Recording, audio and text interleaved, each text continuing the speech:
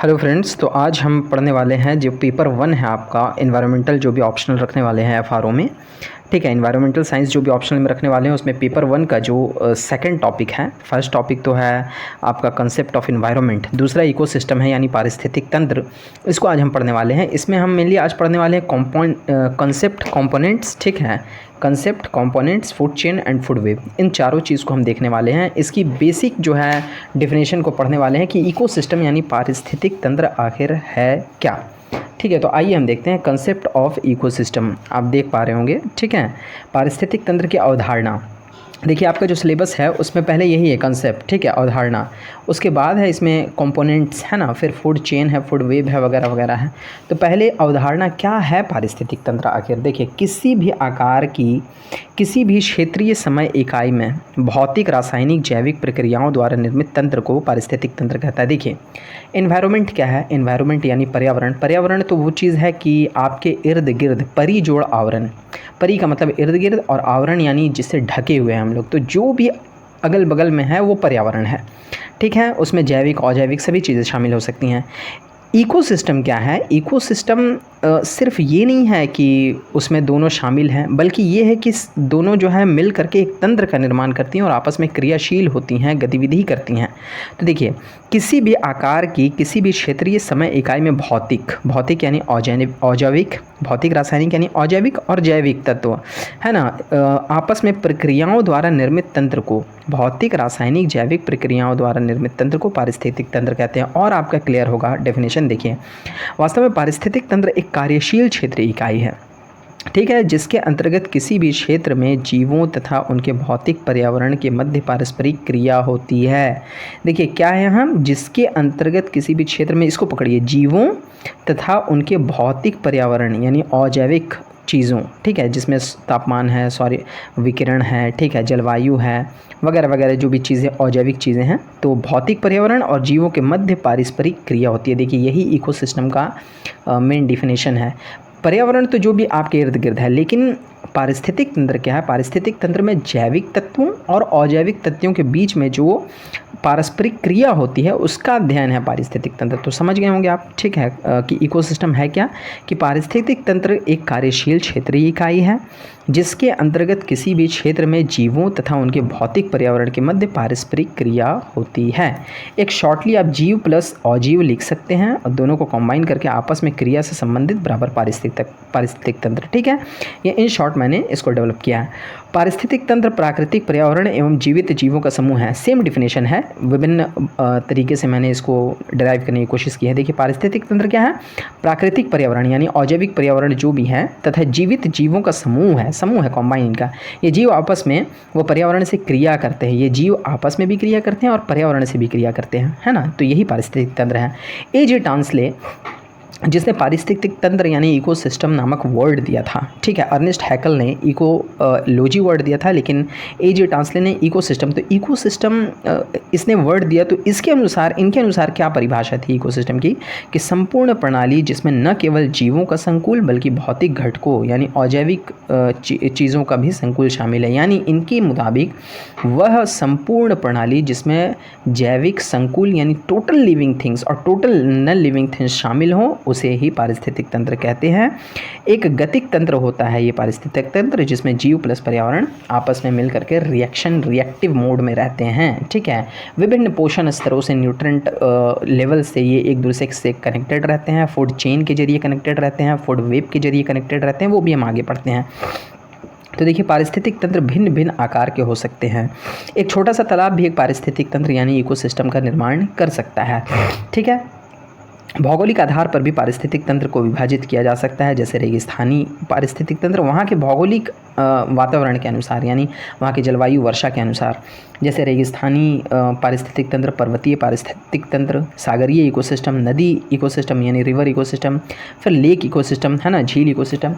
देखिए, पारिस्थितिक तंत्र की विशेषताएं क्या हैं अगर ये पूछ ली जाए तो कुछ आप बता सकते हैं। जैसे एक तो विशेषता ये बता सकते हैं कि पारिस्थितिक तंत्र में जैविक चीज़ें और अजैविक चीज़ें मिलकर के आपस में क्रिया करती हैं और आपस में संबंधित रहती हैं, ठीक है। इसकी संरचना मुख्यतः 3 मूलभूत संगठकों के द्वारा होता है, जैविक, अजैविक या भौतिक एवं ऊर्जा संगठक। एनर्जी संगठक भी है जिसमें सनलाइट वगैरह है, तो उसको आप नॉन लिविंग में भी शामिल कर सकते हैं।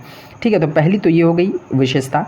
ठीक है, इसमें 3 मिली जैविक, अजैविक और ऊर्जा संगठक है। यह एक कार्यशील क्षेत्र इकाई होता है। देखिए कार्यशील होता है, ये स्थिर नहीं होता है। ठीक है, यह एक खुला तंत्र होता है यानी ओपन सिस्टम होता है, जिसमें ऊर्जा तथा पदार्थों का नियमित निवेश एवं बहिर्गमन यानी आउटपुट होता है। यानी इसमें एनर्जी इनपुट होता है सनलाइट के द्वारा और एनर्जी आउटपुट भी होता है। ठीक है, अब देखिए जो आपका दूसरा टॉपिक था, है ना, हमने कॉन्सेप्ट देख लिया, अब हम कंपोनेंट्स देखने वाले हैं।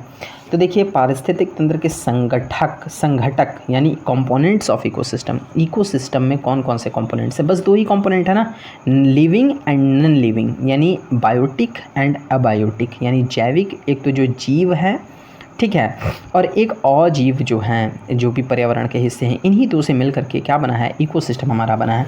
तो जैविक घटक में क्या क्या शामिल है? इसमें पौधे, चूँकि पौधे भी जैव हैं, जीव हैं, सूक्ष्म जीव, जंतु आदि सभी शामिल होते हैं इसके अंतर्गत। अब देखिए जैविक घटक को मेनली 2 पार्ट में हमने बांट दिया। एक तो स्वपोषित जो है, जो स्वयं खाना तैयार करती हैं, और एक परपोषित है। तो स्वपोषित में प्रकाश संश्लेषी घटक और रासायनिक संश्लेषी, यानी दोनों संश्लेषी तरीके से पौधे ही बनाते हैं, तो पौधे आएंगे स्वपोषित में। और दूसरा परपोषित, यानी जो दूसरों पर निर्भर रहते हैं, जिसमें एक मृत जीवी है जो कि मृत जीवों पर निर्भर रहता है, परजीवी जो कि दूसरे जीवित जीवों पर निर्भर रहता है, और प्राणी संभोजी जो मुख के द्वारा आहार ग्रहण करता है। ये सभी परपोषित है, यानी दूसरों से अपना पोषण ग्रहण करते हैं। तो जैविक घटक में स्वपोषी परपोषी हो गया। ठीक है, आप ऐसे ही बताइएगा जब आपसे पूछा जाए घटक कौन कौन से हैं पारिस्थितिक तंत्र के। मेनली ये क्वेश्चन में कॉम्बाइंड रहेगा, अलग से क्वेश्चन मुश्किल है रहना। जैसे आपका पारिस्थितिक तंत्र की परिभाषा पूछ ली गई और साथ ही साथ इसके संगठक पूछ लिए गए, कंपोनेंट्स ऑफ इकोसिस्टम, है ना, इस तरीके से रह सकता है। दूसरा है अजैविक घटक यानी अबायोटिक कंपोनेंट्स। तो देखिए इसके अंतर्गत कार्बनिक, अकार्बनिक व जलवायुविक कारक आते हैं। ठीक है, जैसे हवा, मिट्टी, पानी, धूप सभी अजैव हैं, नॉन लिविंग्स हैं। ठीक है, अब देखिए अजैविक कारक को मेनली 3 तरीके से डिवाइड हमने यहाँ पे करने की कोशिश की है।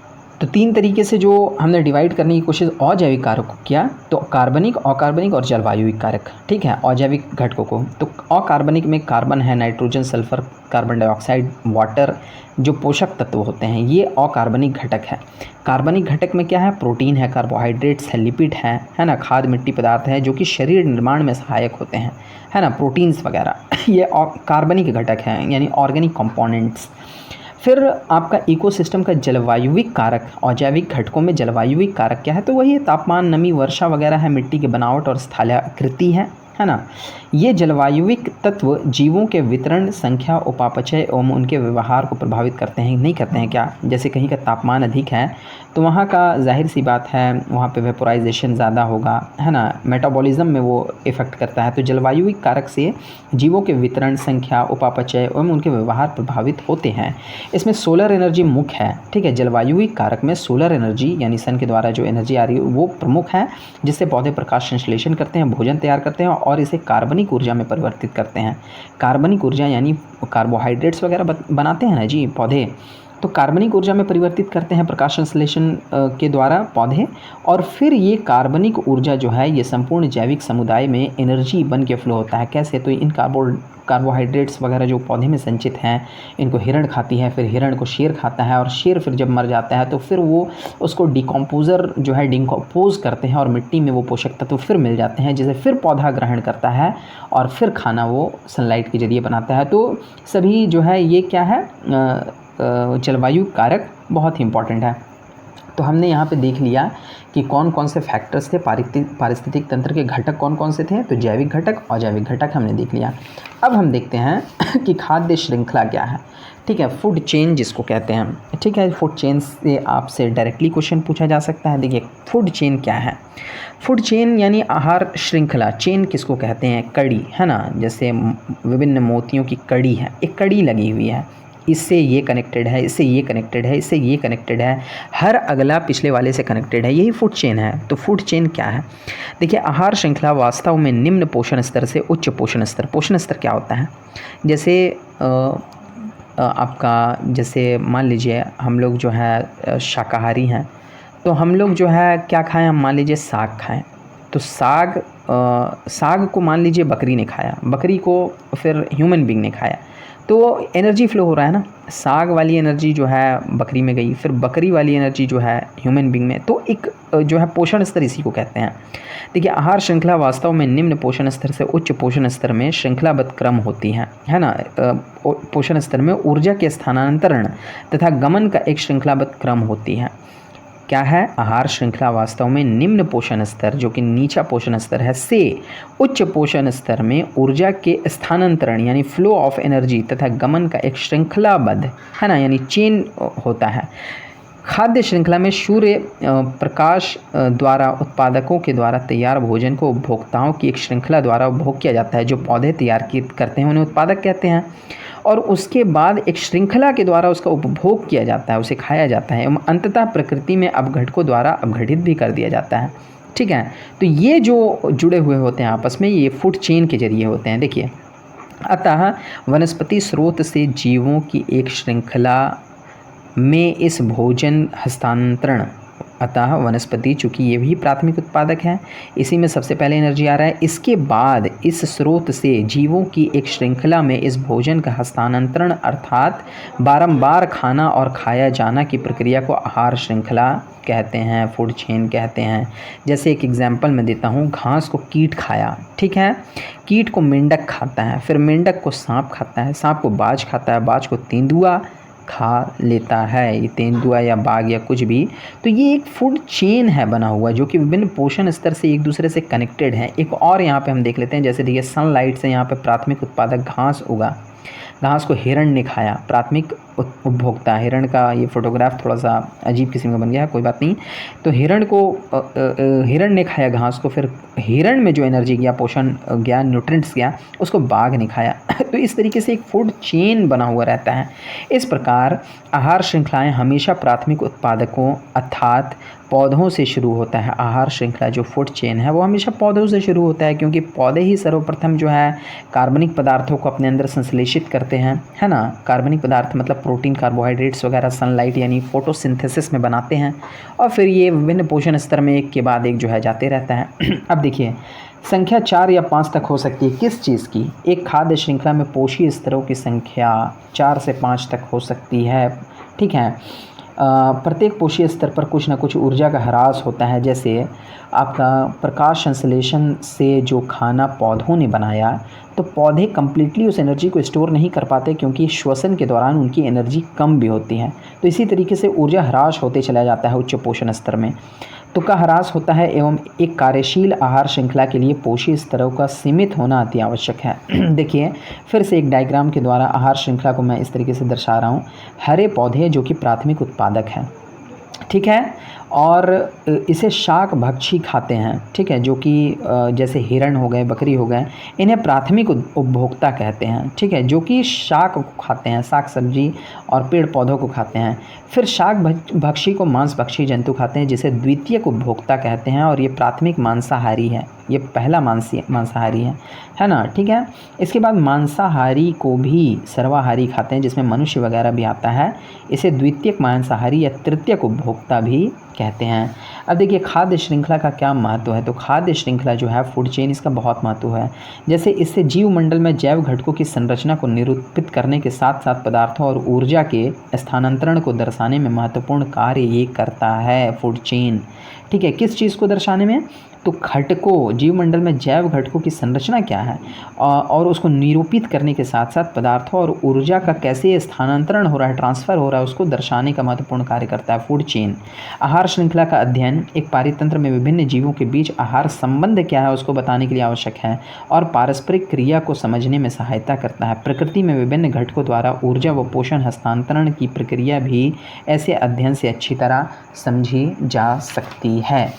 ठीक है, इसके बाद क्या है, देखिए यहाँ पे जो लिखा हुआ है उसका मैं सार आपको बता दूं। जैसे आहार श्रृंखला के द्वारा विभिन्न चीज़ें और समझी जा सकती हैं, जैसे कीटनाशक DDT वगैरह का, डाइक्लोरो डाइफेनाइल ट्राइक्लोरोइथेन वगैरह का जो इस्तेमाल किया जाता है खेतों में, तो मनुष्य देखिए विभिन्न पोषण स्तर से अपनी पोषण प्राप्त करता है। जैसे ये शाक को भी खाता है, शाक भक्षियों को भी खाता है जो प्राथमिक उत्पादक हैं, प्राथमिक उपभोक्ता हैं, हिरण वगैरह हो गए, बकरी वगैरह।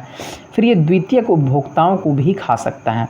तो देखिए ये जो है ना बहुत सारे पोषण स्तर से पोषण प्राप्त करता है, इसीलिए विभिन्न पोषण स्तर से बहुत ज़्यादा इसको खतरा है कि वहाँ से कुछ जो है टॉक्सिक चीज़ें ये ग्रहण कर ले।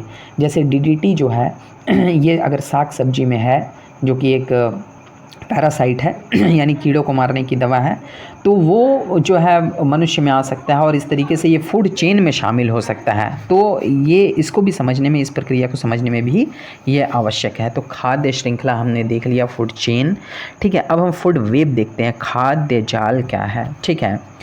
देखिए जो खाद्य श्रृंखला है यानी फूड चेन, उसी का एक वास्ट जो है चेहरा फूड वेब है, जिसे खाद्य जाल कहते हैं। जब विभिन्न खाद्य श्रृंखलाएं थोड़ी जटिल हो जाती हैं तो उसे ही खाद्य जाल कहते हैं। जैसे देखिए इसका डेफिनेशन हम समझते हैं। जीवमंडल में पारितंत्रों में एक साथ अनेक आहार श्रृंखलाएं पाई जाती हैं। एक आहार श्रृंखला नहीं है, बहुत सारी आहार श्रृंखलाएं हैं। आहार श्रृंखलाएं यानी फूड चेन जो है, जो हमने पिछले पढ़ा, फूड चेन हमेशा सीधी कड़ी के रूप में नहीं होती हैं, ठीक है, बल्कि ये एक दूसरे से जुड़कर आधा तिरछा जुड़कर एक जाल सी बनाती हैं। ऐसा इसलिए संभव होता है क्योंकि आहार के लिए एक जीव केवल एक स्रोत पर ही निर्भर नहीं है। जैसे फॉर एग्जाम्पल अगर मैं दूं तो देखिए मेंढक को जो है ना, मेंढक दो चीज़ों का खुराक बन सकता है, जैसे बाज़ का भी, सांप का भी। तो मेंढक को बाज़ भी खाता है, सांप भी खाता है, तो ये जो है दो जीवों के द्वारा खाया जा रहा है। तो ये बिल्कुल सिंपल तो नहीं है। जैसे देखिए यही बोल रहा है कि ऐसा इसलिए संभव होता है क्योंकि आहार के लिए एक जीव केवल एक स्रोत पर निर्भर नहीं कर रहता, बल्कि एकाधिक भोजन स्रोतों का प्रयोग करता है। जैसे मेंढक को बाज़ भी खाता है, सांप भी, कीटों का भक्षण मेंढक भी करता है और गिरगिट भी करता है। इसके परिणाम स्वरूप आहार श्रृंखलाएं जब ऐसा होता है ना कि एक पोषण स्तर को दो अन्य पोषण स्तरों के द्वारा खाया जा रहा है, तो इससे क्या होता है, आहार श्रृंखलाएं सीधी नहीं रह जाती हैं, बल्कि आपस में एक दूसरे से जुड़ जाती हैं, इंटरकनेक्टेड हो जाती हैं, एवं एक जाल फॉर्म हो जाता है इससे, है ना। इसी ही फूड वेब कहते हैं। जैसे मैं एक एग्जांपल आपको यहाँ पे दे रहा हूँ। जैसे ये देखिए फूड वेब का एक डायग्राम है। जैसे ये ट्रीज़ हैं और ये ग्रास है, तो ग्रास को ग्रास हॉपर्स ने खाया, ग्रास हॉपर्स को किसने खाया, फ्रॉग ने खाया, और फ्रॉग को ईगल ने खाई। देखिए ये तो एक सिंपल यानी एक चेन है, ठीक है, एक सिंपल चेन है। ये फूड वेब नहीं है, फूड चेन है। लेकिन फूड वेब कहाँ बन गया कि देखिए ग्रास को माउस ने खाया, चूहे ने, और चूहा को ईगल भी खा रहा है, स्नेक भी खा रहा है, तो एक जाल बन गया ना। ये बिल्कुल सिंपल तो नहीं है ठीक है। इसी तरीके से ट्रीज़ को डियर खा रहा है, ठीक है, डियर को स्नेक खा सकता है, ठीक है, ये तो सिंपल है। और इसी तरीके से फिर यहाँ पे डियर ट्रीज़ को जो है, ट्रीज़ को और भी चीज़ें खाती हैं, जैसे मेंढक कीट वगैरह खाती हैं, और कीट को ईगल भी खा लेता है, ठीक है ना। तो यहाँ से भी देखिए जो है दो चीज़ें है ना हो गई यहाँ पे। तो कीट मान लीजिए यहाँ पर हम रख देते हैं, ठीक है, यहाँ पर हम कीट रख देते हैं। तो ट्रीज़ के पत्ते वगैरह को कीट खाता है, कीट को ईगल भी खा सकता है और कीट को स्नेक भी खा सकता है, ठीक है ना। तो एक फूड वेब बन गया यहाँ पे, बिल्कुल सिंपल चेन नहीं है, इसे ही फूड वेब कहते हैं, यानी खाद्य जाल कहते हैं। अब देखिए इससे स्पष्ट होता है कि जब कई जातियों के जीव जंतु एक ही प्रकार के भक्ष्यों का भक्षण करते हैं, यानी एक ही प्रकार के जो खाने वाली भक्ष्य रहते हैं उनका भक्षण करते हैं, या एक ही प्रकार के जाति के सदस्य कई प्रकार के भक्ष्य जंतुओं का भक्षण करते हैं, इस तरह कि जटिल आहार श्रृंखला जो है, जो जटिल कॉम्प्लेक्स फूड चेन होती हैं, उन्हें ही फूड वेब कहते हैं, यानी complex food chain called food web, ठीक है। तो आज हमने क्या क्या सीख लिया, हमने कॉन्सेप्ट देख लिया, इकोसिस्टम का क्या कंसेप्ट है, कंपोनेंट्स देख लिया, जैविक और जैविक कंपोनेंट्स, ठीक है, फूड चेन देख लिया, फूड वेब देख लिया। आने वाले वीडियो में हम energy flow, productivity in ecosystem, nutrient cycle, type of ecosystem and the problems और इकोलॉजिकल इम्बैलेंस वगैरह एक एक करके हम क्लास में करते रहेंगे, ठीक है। तो आप अगर हमसे नहीं जुड़े हैं तो जुड़ सकते हैं और लाभ उठा सकते हैं। तो आज के लिए इतना ही, मिलते हैं नेक्स्ट वीडियो में। Thank you. Please subscribe, please share, and please like.